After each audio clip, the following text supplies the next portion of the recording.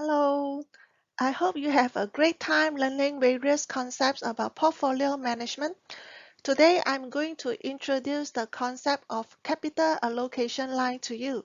For the purpose of teaching, I have created a fresh new example by using data that is slightly different from your textbook and slides.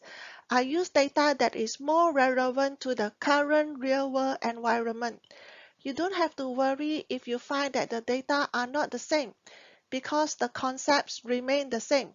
The good point is you have more examples to refer to during revision. Let's start. What is capital allocation line?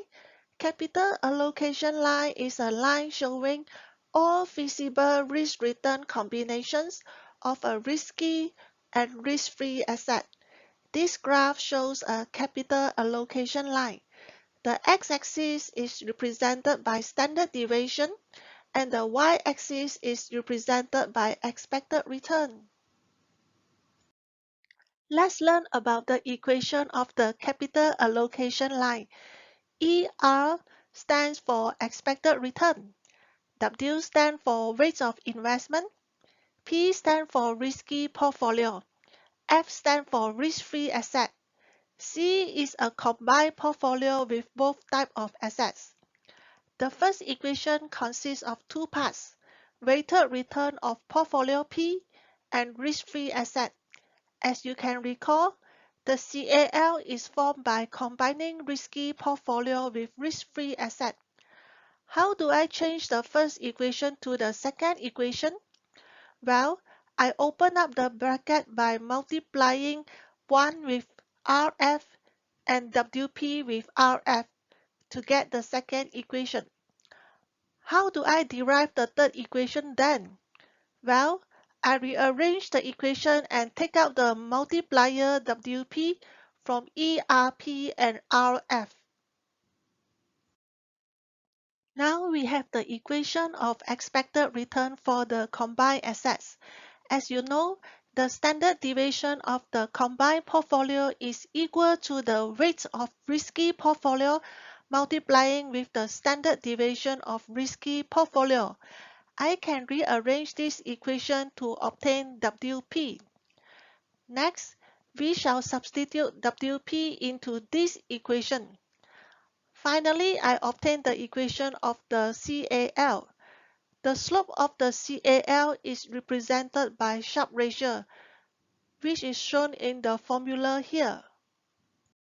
Here is the overall summary of the equation of capital allocation line. You can relate and imagine this equation as the equation of a straight line, which is y equals to a plus bx. The intercept represents risk-free rate and the slope is given by Sharpe ratio. Now I'm going to use an example which is quite relevant to the real-world low interest rate environment with quantitative easing and lowering of interest rate worldwide. I assume the risk-free rate of 1%. A risky portfolio P generates an expected return of 15% and standard deviation of 25%. I can make use of the formula discussed in the previous slide to obtain Sharpe ratio and equation of the CAL. The Sharpe ratio is calculated by 15% minus 1% divided by 25% and the answer is 0.56. The equation of the CAL is expected return equals to risk-free rate of 1% plus Sharpe ratio of 0.56 multiplied with standard deviation of combined portfolio. Using the equation of the capital allocation line, I can calculate the expected return for different levels of standard deviation, as shown in the table here. I'm doing this because I wish to generate sufficient points to draw the capital allocation line on a graph. The x-axis represents the standard deviation and the y-axis is the expected return. Here is the capital allocation line. The capital allocation line passes through the risk-free rate of 1%, which is the intercept. The slope of the line is 0.56, which is the Sharpe ratio.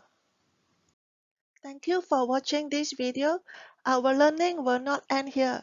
In the upcoming video, I hope to show you how we can combine various basic concepts that we have learned for decision making. For example, we can combine capital allocation line and indifferent curve and make investment decision from the analysis. Stay tuned and I hope you enjoy the learning. Learning is like a construction process. Remember, if the foundation is strong, you can build a solid tower out of it. See you and goodbye.